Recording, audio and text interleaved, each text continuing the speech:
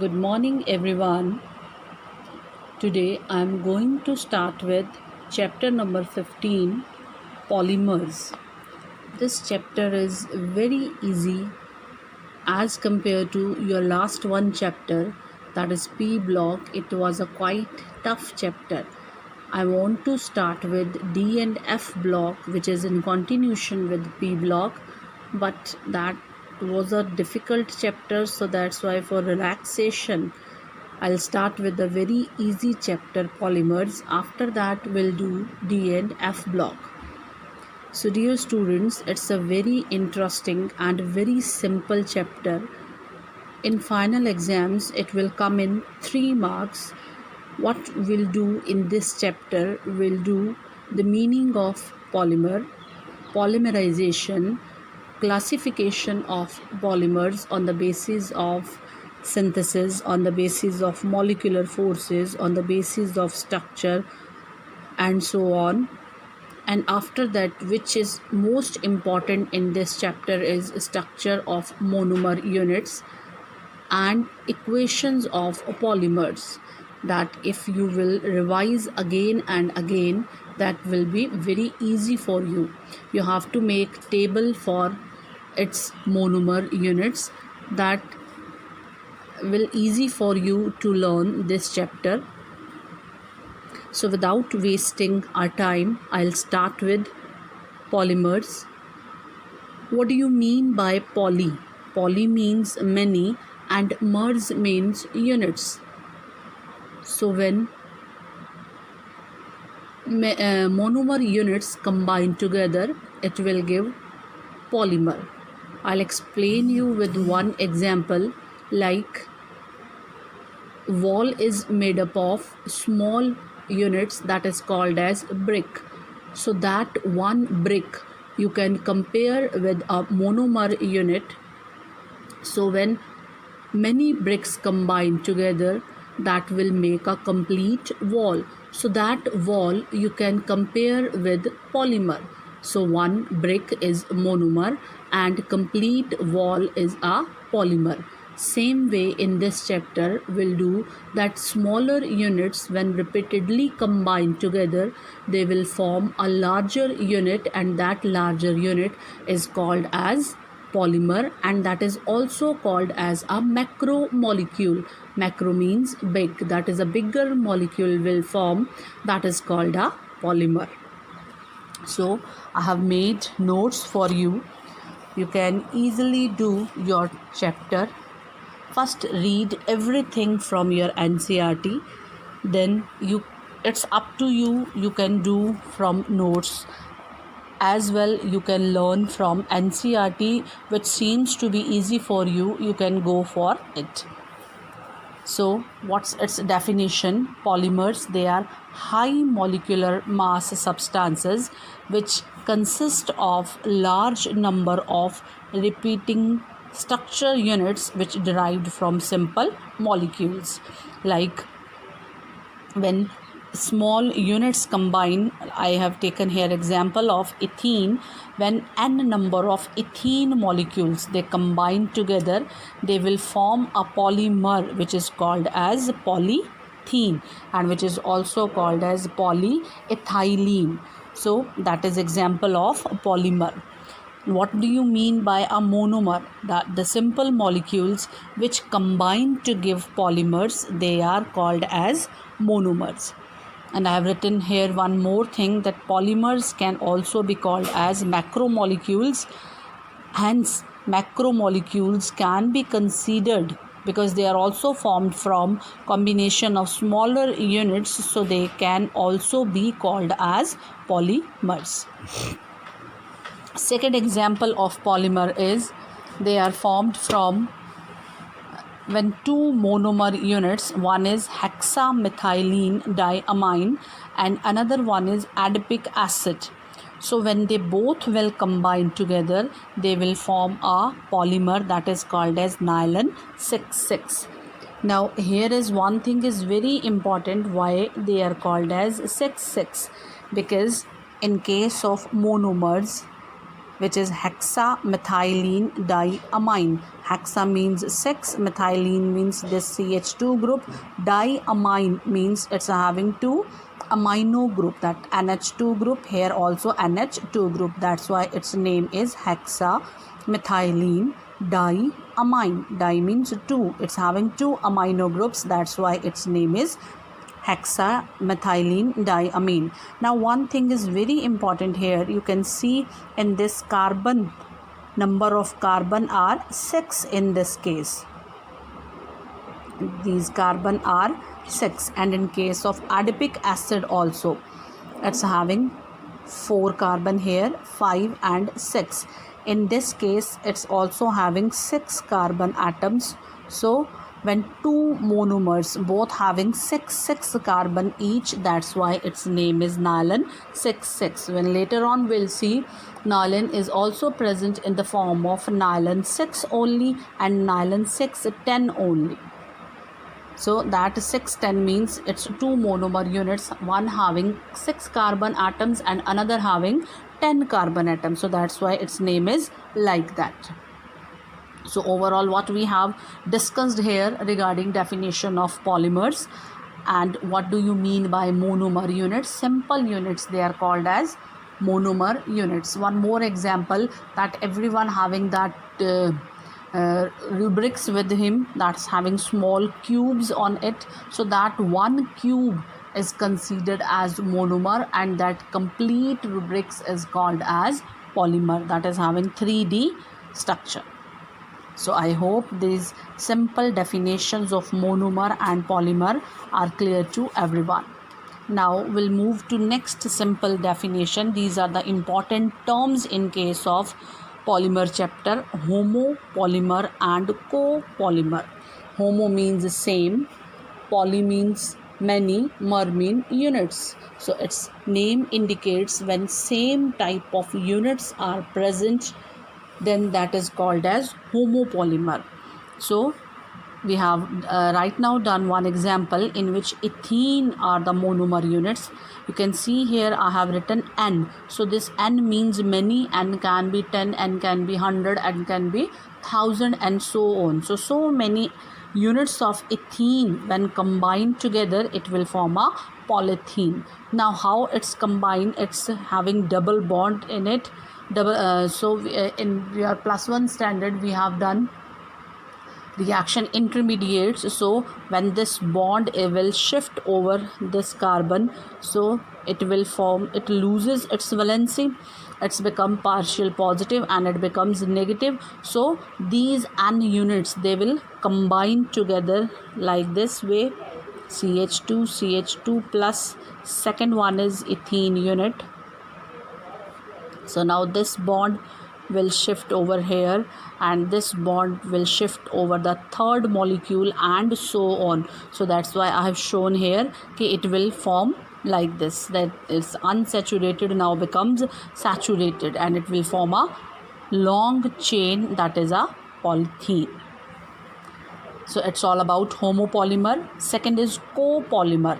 When different monomers combine together, that is called a copolymer or mixed polymer. Like example, also we have discussed right now of nylon 6,6, in which you can see two monomer units are there. One is hexamethylene diamine and another one is adipic acid. Now see here how they will combine that with NHCO linkage. How it's possible that from this carboxylic group this OH will leave and from NH2 one hydrogen will leave. So it will form water. I'll show you here. Suppose this NH2 I have linked in this way and carboxylic acid I have shown you in this way. So this H from NH2 group and this OH from carboxylic group, it will remove as water molecule. That's why I have written here N number of water. So what's left here, if one hydrogen will leave, then it is NH and CO. This linkage is also called as amide linkage. This is called as amide linkage. So this question is very very important here. Okay, what do you mean by amide linkage? So you can write easily that this NHCO linkage is called as amide, or you can write here also that CONH, it's one and the same thing, that this CONH, you can write in this way also, that this CONH linkage is called as amide linkage. And one question which is very very important, and it many time I have seen it comes in final exam, that why it is called as nylon 6,6. So why? Because it's two monomer units having 6 carbon each, so that's why its name is nylon 6,6. Now I'll move to next topic, that is classification of polymers. That is also very very important. First is classification based on source of availability. Second is based upon structure. Third is based upon mode of synthesis. And fourth one is based upon molecular forces. We'll move to first one, that is on the basis of sources of availability. That is from where we can get these polymers that are their source of availability. On this basis, that polymers, they are of three type: natural polymers, synthetic polymers, and semi-synthetic polymers. As name indicates, natural polymers means which will get from nature, will get from plants and animals. They are called as natural polymers. For example, starch, cellulose, proteins, which are also biomolecules, and resins, resins, that liquid which comes out from leaves or bark of the tree, that is called as resins, that also act as polymers. Second one is synthetic. As name indicates, synthetic means which we can prepare in laboratories or which are man-made. They are called as synthetic polymers. For example, polythene, that is of two types, that is low density polythene and high density polythene. PVC, that is polyvinyl chloride. Nylon, Teflon, bakelite, terylene, these all are synthetic polymers.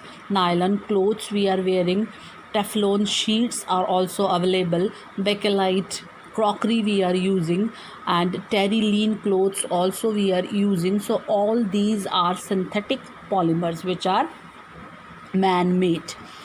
Third one is semi-synthetic.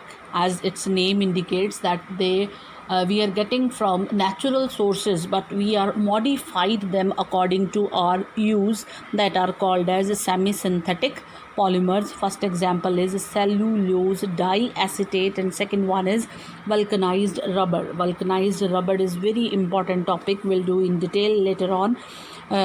Natural rubber which will get from nature as such is very weak, so we have to supply some sulfur links in between, that is called as vulcanized rubber. What's the purpose of addition of sulfur links? To give strengthening to that rubber. So this is all about first classification, that is based upon source of availability. So on this basis, polymers are natural, synthetic, and semi-synthetic. Second one is classification on the basis of structure. Again, three types are there: linear polymers, branched chain polymers, and third is cross-linked or network polymers. I'll show you their structures. That in case of linear polymers, as its name indicates, they are having linear structure. You can see this type of structure is present, in which monomer units are linked together to form long or linear chains. They are thread-like and they are very strong polymers. Second one is branched chain. You can see here, in case of linear chains, they are having branches.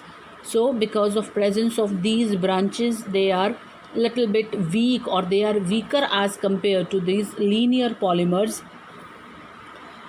For example of linear polymers are high density polythene, PVC, nylon, polyesters, etc. And in case of branched chain polymers, their examples are low density polythene because they are weak, glycogen, starch, etc. Here I have written one important note which I have explained right now, because they are having these branches. and this one branch will repel another branch, and so on. So that's why they are weak. Means if one more branch is present here, if one more, I can say, branch chain polymer is here, so these also having branches, so this branch will repel this branch, so that's why they are weaker as compared to linear polymers. Now third one is cross-linked or network polymers. They are the strongest one. You can see that these chains, they are making links between them, they act as bridge between them, so that's why they are more stronger, they are more harder as compared to these two one. So I have written here one order. Out of these three, this one is more stronger, that is third one, then comes to first one, that is linear, then second one, which is branched chain. So that's all about classification on the basis of structure. Third one is based upon the mode of synthesis. On this basis, they are of two type: addition polymers and condensation polymers, and this one is very important from paper point of view. Many times it's come in the form of differentiate between addition and condensation polymers. So addition polymers. So in case of addition polymers, I have written here two definition which seems to be easy to you can learn. As its name indicates, addition polymers means when two repeated units, they add on one another, that is called as addition polymer. Or I have written one definition here: when different monomers add to form a polymer which is having same molecular formula, that is as that of starting monomer. For example, we have done in case of polythene that these ethene monomers, you can see here, ethene monomer, when combined it will give a polythene. So its molecular formula remains the same, there is no difference between its molecular formula. So you can see here it's a repeated addition of one type of monomer only, that is called as addition polymer. As compared to condensation polymer, condensation polymers are those polymers in which large number of monomer units combine, and it's formed by either the loss of water, HCl, ammonia, or alcohol. So it means when two monomer combine. For example, in case of nylon 6,6, it's having two monomers. You have to repeat them again and again. In case of nylon 6,6, two monomer units are hexamethylene diamine adipic acid, hexamethylene diamine and adipic acid. Many times question will come in your exam, you have to give monomers of nylon 6,6 and write and draw their structures also, or sometimes they just ask their structure, sometimes they just ask their names of monomer units. So well, back to condensation polymer, they are those in which two monomers joined, they combined either by the loss of water, which I have shown you here, how water will lose from these two monomers, or either loss of HCl or either loss of ammonia or any alcohol. So these two molecules now condense to give a polymer, or they are formed by repeated condensation reaction between two different bifunctional or trifunctional monomer units. This bifunctional means it's having two functional group, like in case of nylon 6,6, one functional group is amine group and another functional group is acid. So these two bifunctional groups, they combine together to give polymer. I have written in difference form because it's very important. Addition, nothing is lost during polymerization, but in condensation, small molecules which right now I have discussed, they are lost. Generally involves one monomer, but it's not the case for all. In many cases, it seems that two monomers are also there in case of some exceptions. And condensation generally involves two monomers. Monomers are generally unsaturated compounds, as we seen in case of ethene, which is unsaturated and will give you a saturated polymer, that is CH2 single bond and so on. Means this N monomers units when combined together to give us polymer, and these contain generally two functional groups. Examples are polythene, polypropylene, polyvinyl chloride, etc. And their examples are terylene, bakelite, etc. Now we'll move to last classification, that classification based on molecular forces.